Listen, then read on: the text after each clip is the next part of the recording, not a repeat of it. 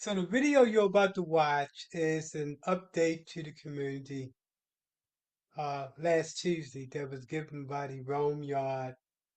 uh, the Rome Yard, actually a related group, updating the community related to the Rome Yard project. The West Temple CDC will be hosting two separate meetings to bring in the larger community to get for them to wave in and hear about the updates, especially about the Technology Wealth Building and Job Creation Center. The West Tampa CDC will be doing one meeting that's going to be online on May the 21st, and then another meeting in May that's going to be at the West Tampa Library. We still have to come up with a date for that particular meeting. But anyway, I did want you to see what went on at that meeting at the that was given by the related group. That being said, let's get let's get to what they were saying at the meeting, and you can wave at it. Your income limit to be able to apply for one of these units is 16,680. But in turn, if we're talking about one of the higher brackets, like the 80% or the 100% AMI, so let's look at the 140%, that income limit for a household of two people at the 140% bracket is 1,600,000. So 116,760. So that's kind of how in affordable housing projects or affordable and workforce, you kind of cater to a broad audience because you kind of want different members of the community to kind of come together and be able to afford to live in your residential community. Financial brackets. Right. So just to quickly finish off. I'm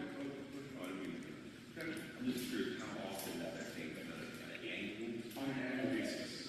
Right. And that change is communicated strongly to the affordable housing community through the Florida Housing Finance Corporation, which is basically the state of Florida's affordable housing finance bank, you can think of it, because they receive money from the state of Florida, also from the federal government, and their sole job is to recycle the funds and run them out to developers who apply for their RFPs.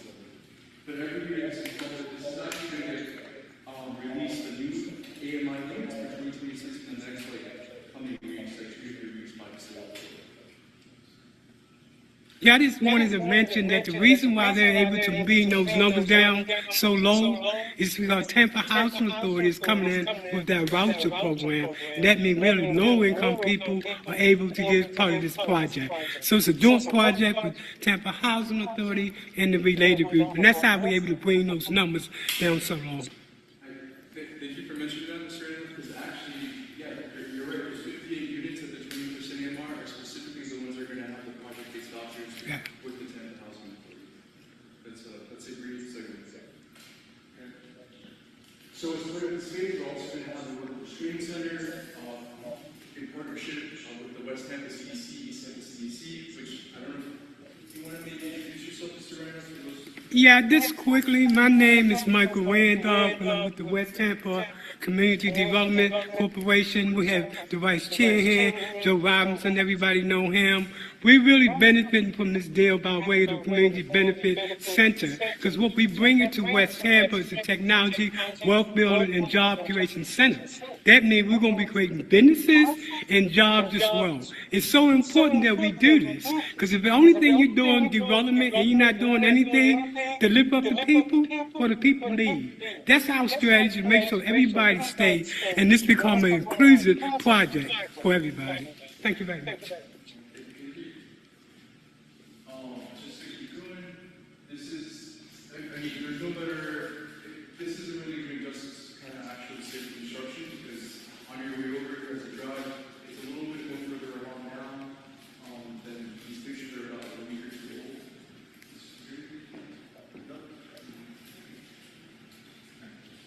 So just to talk about current state of phase 3A, right now the tower is about 33% complete, the garage is about 52% complete. We're actually getting the 10-foot concrete pour tomorrow early morning.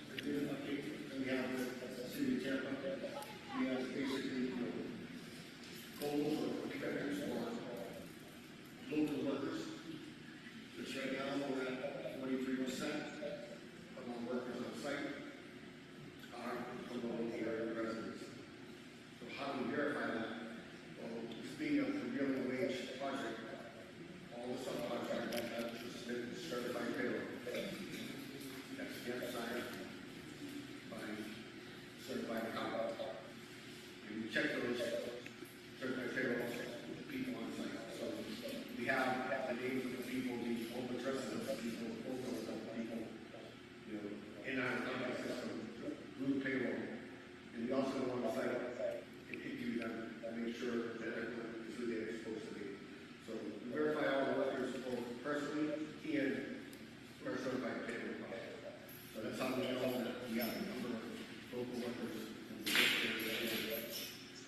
As far as contracting with minority business owners, contracting companies, right now we're approximately 50% of contracts of our contract value, 50% by minority business owners. And we're working on, you know, multiple more contracts on contracts to increase that number with the long low. Do you know what percent of that 50% is actually coming from West Tampa? Or is this a total number? Or is it just West Tampa? What does that number look like in terms of West Tampa? That number, 50% number, It's like, is good here. no, I don't think it's Yeah, that. so It's like 52%. of businesses, of actual subcontractors on site, that's for this one project, over 3 acres. So right now, 50% of our contract value built the project, as of right now, is contracted to subcontractors that are city of Tampa minority business owners. Yeah, but of that percent, do you know what percent are coming from West Tampa, residents coming from West Tampa? You don't have those numbers, that's okay. You can always get back with me. We don't, I mean, we could try to, I mean, I can find out everything off the top of my head.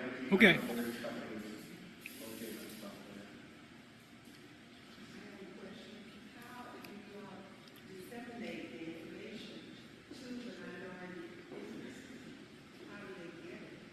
So there's several ways.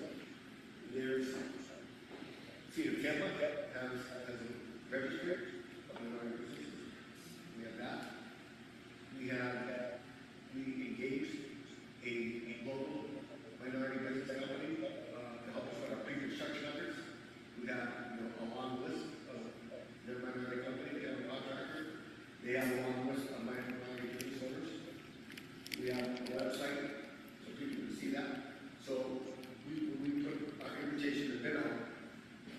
You know, we get as many local minority businesses that we get feedback on from particulars. Take a housing authority, get us their list of members that they use that minority business owners. So through those different resources, you know, we want search for. we're also going to come back to that because that's a great point, and one of the other reasons why we're obviously very happy to be here and, you know, kind of restart and kick off community meetings, because we think this is a really good way to also help spread the word, or people here that are not necessarily yourselves, but you might know yourselves.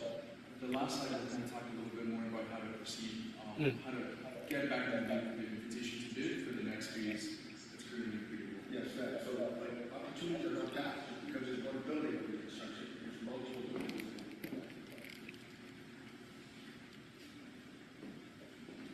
So just talk about, I guess, the future phases. This is phase 4. It's currently in pre-development. It's going to be 230 music units. The AMI breakdown is up above, but it has to be 5 units at 3%.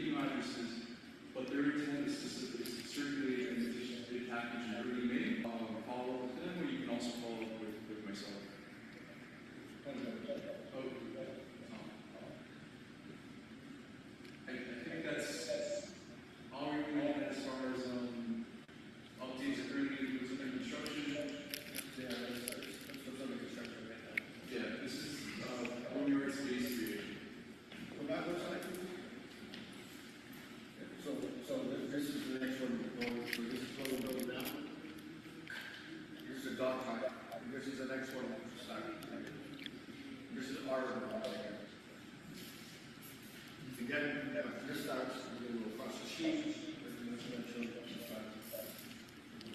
Jeremy, I think it was the master plan. Yeah, you're right. So, so this was under construction here. This is the one that's starting next on Oregon. And all this green area goes with this, so this we all hardscape, landscape, green area as well. Then we go across the street here, work at this site. And almost simultaneously, or not here, on after, we'll start the town construction. But on the perimeter. Or rural, that will basically cap off. And that's the thing, right? Everyone, that's really it for us tonight, but we're very happy. Can I just jump in real quick? Because unlike most projects, this project right here, when it comes to minority businesses, is unlike any in the country. The percentages of minority businesses, both female as well as minority business, will benefit from this program. It's the largest percent that I've seen around the country, in addition to the training center. So this is what public-private relationships look like when the community wins.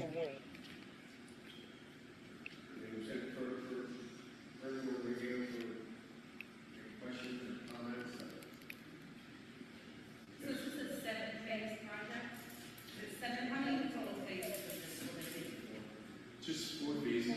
Yeah, it's right now this is phase 3. It's called phase 1 is under section now, phase 2 is that one, phase 3 is that one, and then phase 4 is on the perimeter tower. How long is that gonna take to build that? For which one? The whole site?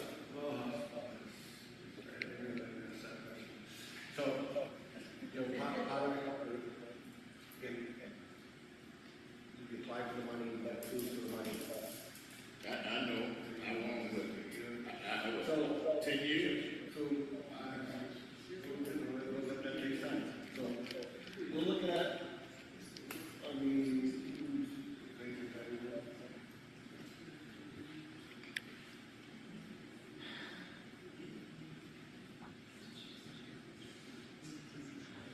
so we should have everything done.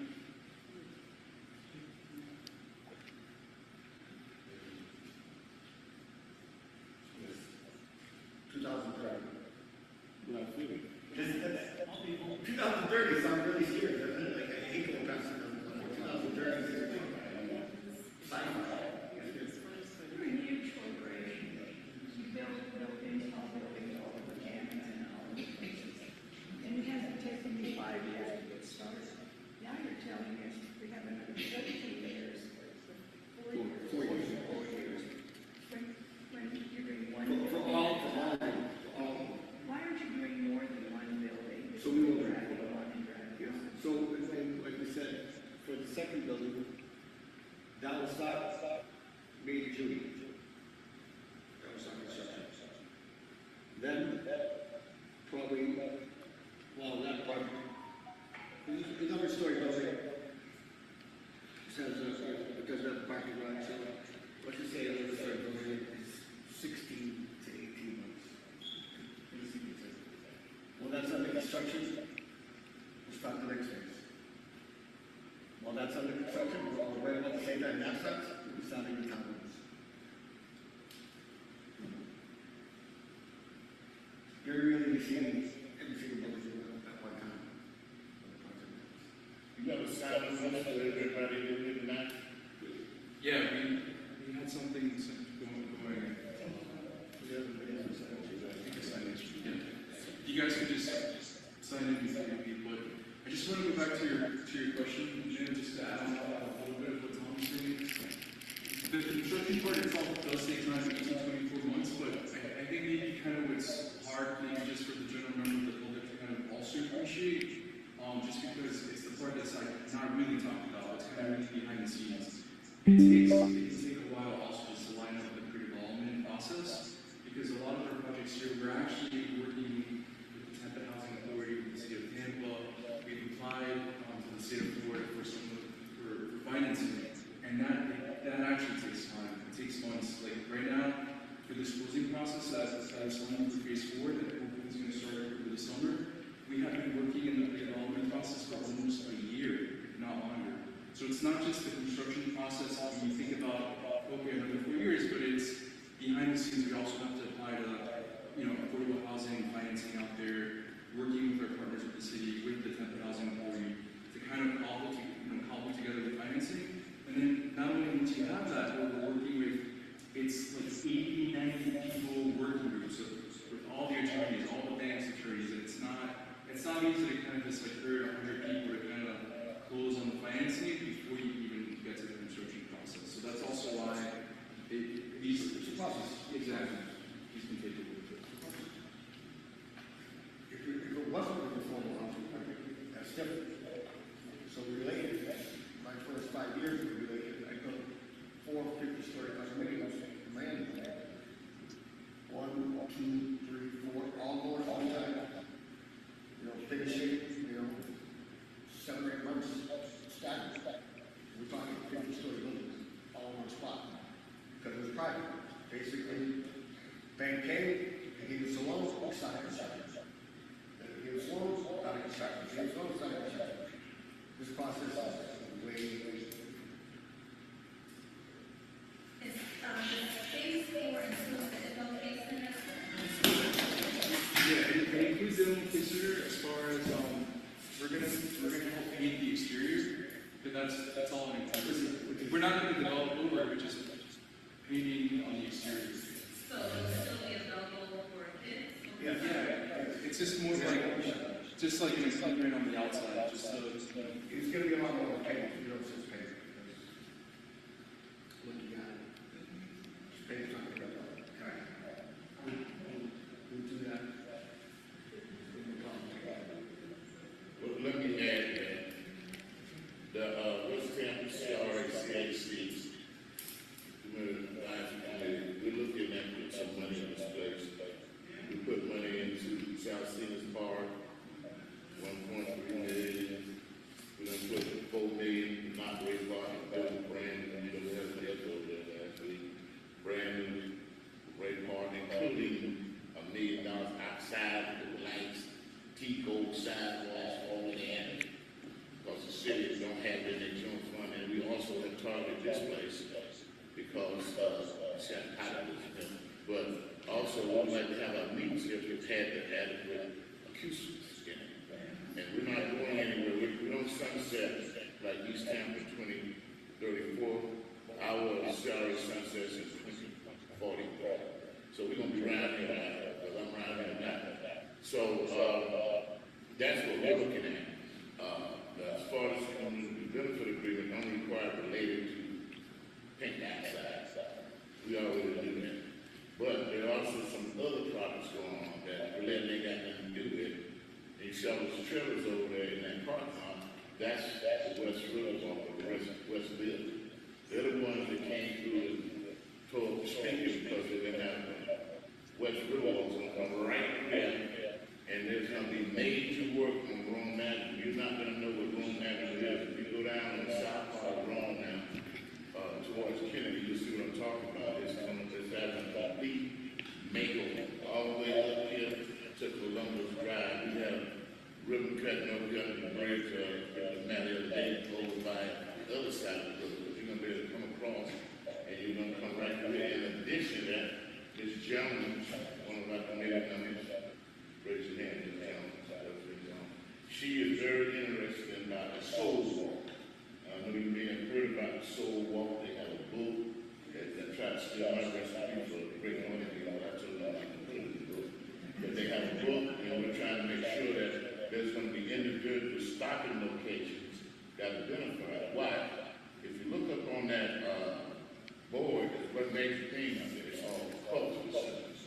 That culture center is going to be, I think it's 19,000 square feet, and it's going to have programming. And in the community benefit agreement, this is the organizations that are going to help the program. One of the owners of the lady was encouraged a big, collector art, because there's always art in a related project. You're never not going to have art in a related project. Just look across the street that's got to be programmed. That's going to be space for the community to utilize. This will be space where we're sitting at when it gets done. This is going to have to be dealt with as well. And the root walk is going to have to connect, because the whole idea is connectivity and exercise and, tying the downtown Armature and getting all this integrated where you can go from one side to the other flawlessly, river traffic, water flow, you name it. So it's going to become a thriving, vibrant community. And that's why the townhouses sit on Rome there as a buffer from the rest of the residents. Those are going to be some townhouses that are going to be built. That was part of community benefit agreement. And a matter of fact, most of the items got up there, community benefit agreements. And even setting the AMI, because we had discussion at our meeting about, a person that uses 89% AMI can't afford none of this $500 million stuff you see going on in the West End. And so, really, there's a market for 30% AMI. Who's taking care of that? Well, that's Section 8, So, where that's at, which is, this doesn't get there, it's close. But it doesn't at all. And that's why we're pushing for more, instead of knocking everything down to rehab. A lot of people can't afford to own, but maybe they can pay for what's happening. They can't even afford the rent. So we're trying to get a program to have a rental rehab, so we can keep some of these old homes, so we can have them renovated, but the owner will give them some money to renovate the rent.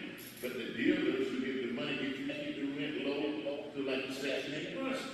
So we don't gentrify and run out here, even rent, let alone what they're talking about. The rent now is in these apartments. Rent now is one of our first projects, Mary Bethune. huh?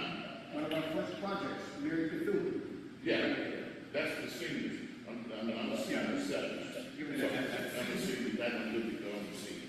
But I'm just saying that because related to just one project here at Rome Yard, we've got West River, and it's not built out yet. There will be the other thing. This is a major dynamic change for West Hamptons. The other big dynamic, we're going to have a brand new, for the first time in 30, 40 years, an urban school called Justin Stewart. We don't have to wait the name. They couldn't change the name the way we did the deal. Judge Stewart going to be right back over. I hope you got some brick when they knock down the old lake, because if we didn't get a student, but the gym going to stay there. But we're going to have a brand new $75 million school. They're over there building it. I got to meet somebody. In the morning, we'll talk about it. In the morning, we're going to be talking.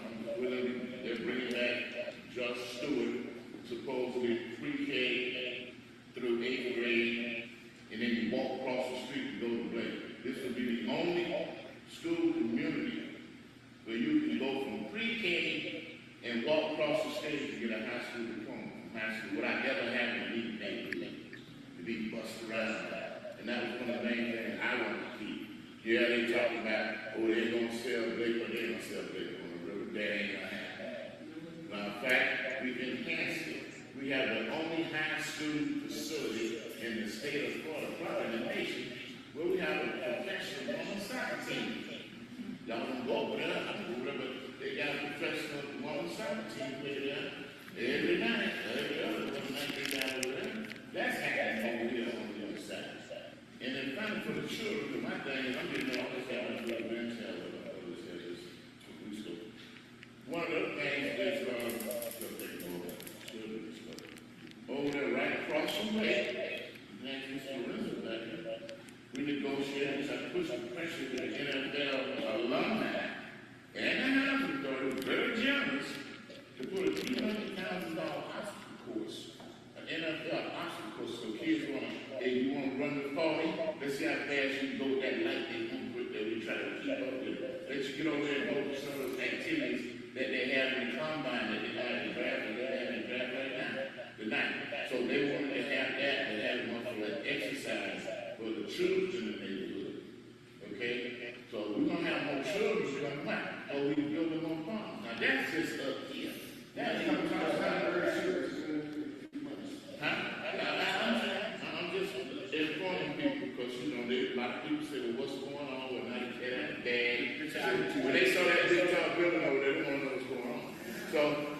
say nothing out there, down to city council, y'all ain't doing it. But a lot of financing and a lot of getting stuff done, going through the process, going through, start understanding. But now that they see that, oh, it's going to happen.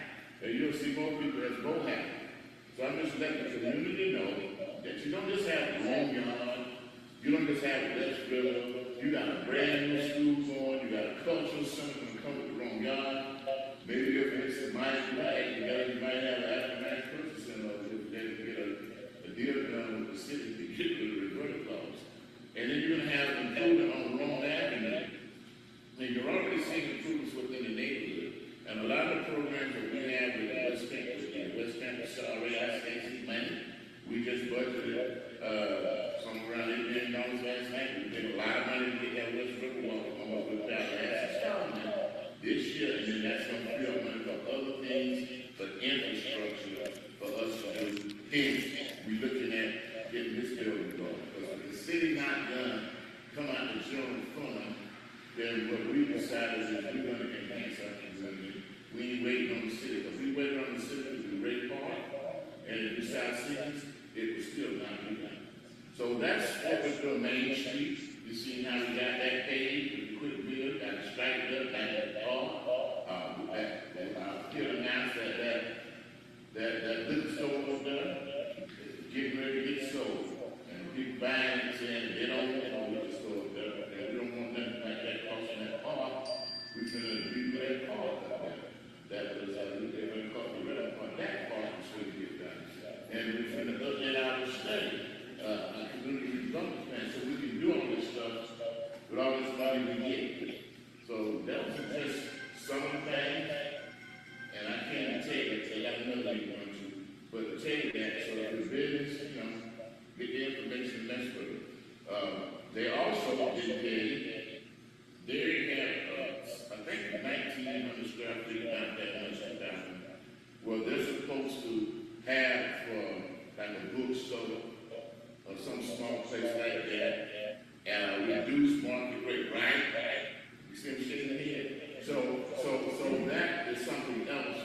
So, but that's why they have this meeting. So you need to talk to these people, let them know that you're interested and try to figure out what the cost is going to be for that. Because I don't think they set the numbers yet, but this stuff costs a lot of money to do. But because the city put the land up, because we went through that whole process over and over, this is a dream come true to me. Okay? And then, of course, the other aspect is the crime. I mean, we just had a murder, 1,000 feet of mines done on the street. So, gunfire is bad around here, especially with these young people. So that's why we want to try to get some of this stuff done. Try to get some of these parks done. So try to get the schools built. Try to get the amenities here. Try to keep them up with cancer at this stage, so the children, the generation, so they can use it and take that frustration out on the ball or bad or something, not on the human being, and give them some idea of, leadership, participation. I don't know about the swimming pool, but it's still there. I hope it's going to go nowhere, but it's real hot right now. It didn't go from that far. So hopefully we'll keep the swimming pool. Not that we want to go to the swimming pool to jump. So anyway, that's what I have to say tonight. I hate to cut myself short, but y'all know me. I'm not going to go around it. But this has not been an easy pull to get these people to get what you see out there at that level. Okay? But we got papers, and the song said, I got papers. We got a community benefit that's locked, stopped down. They got it. They came in, they found it over, everybody said it was slow, what's happening, important, everybody down there, they ain't doing it anymore. It takes time to put together these complex deals during these times that we got going on. If you look out there over the last few months, you see how much slow down. Yeah, no, you feel it. I know you wrote it down. So I'm just going to say, if they don't do it, I stay right down the street, so I check on them every day. I go by the roots on the river. But you also know, like you see the other trailers, that's not them. That's the other group. That's Pastor. They're the ones doing the West River bill, the West Law. And you'll see that, you start seeing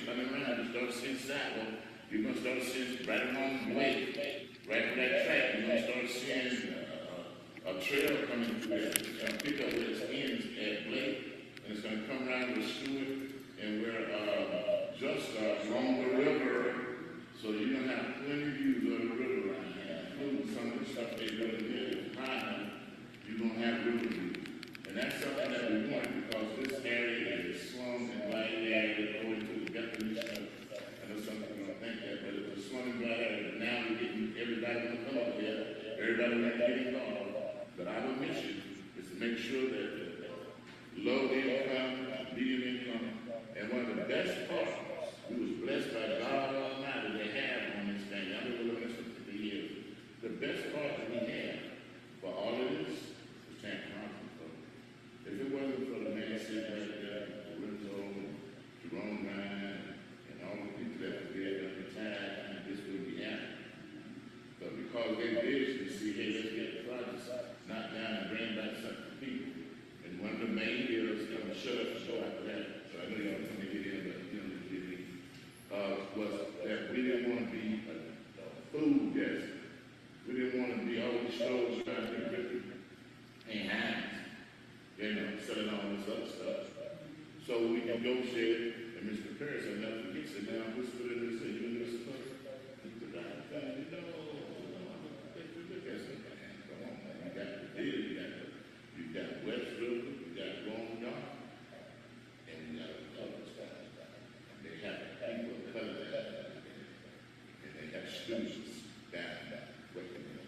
And they train them over the years. You got another publisher, you know that they trained them before they got there. Another publisher, one down there, Paertnership, and another.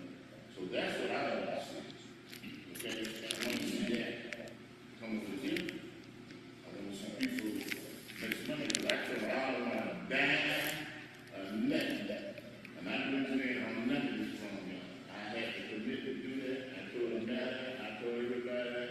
I don't even know. I went on something else. I went to school now. I went on that. So that's what's going on. And I think that's positive for the community.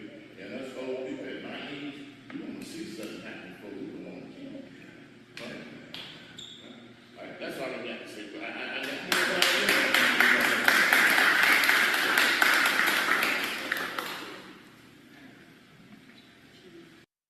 So, as you can see, West Tampa is on the move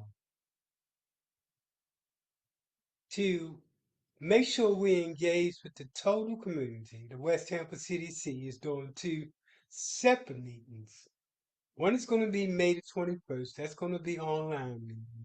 And then we're going to have a face-to-face meeting at the West Tampa Library sometime in late May. Either way, we'll get back in contact with you. But just know in West Tampa, no one is left behind. From the poorest to the poorest, to the richest of the richest. West Tampa is a family that believes no one should be left behind. This discussion tonight shows what happens when the public and private sector get together with the community. We was part of those conversations at the high level with the CEO of the related group to make sure that West Tampa was getting what it needed, and that what we needed was a technology, wealth building, and job creation center that we're getting. We're looking forward to the grand opening, and we're asking everybody in West Tampa to show up and show out. And yes, the West Tampa CDC is back in effect. I've met so many people at this meeting, so many smiles. And those smiles was around the fact that the West Tampa CDC is back, and now the community has a voice in making sure that there is no displacement in West Tampa for those who want to stay. We provide not only businesses to get started, but also creating AI jobs. That includes over 30 to 40 home-based businesses that's going to create jobs when they grow in West Tampa, in addition to over 41 to 60 AI created jobs that's going to create AI businesses for residents in the West Tampa.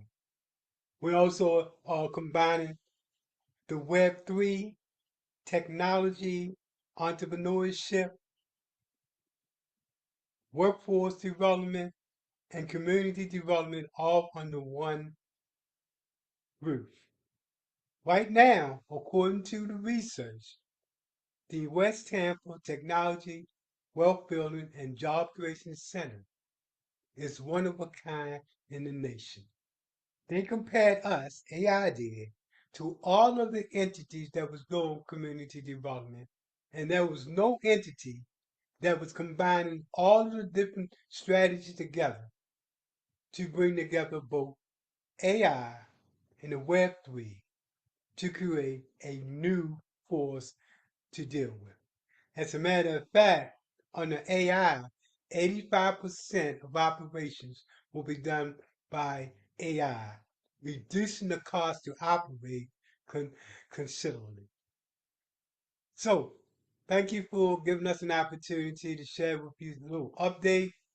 Again, we're still negotiating and putting a fine point on the community benefit agreement. I'll be meeting with the leaders from related group and our different partners to put the seal on the deal. And I'll see you at our grand opening. And thank you.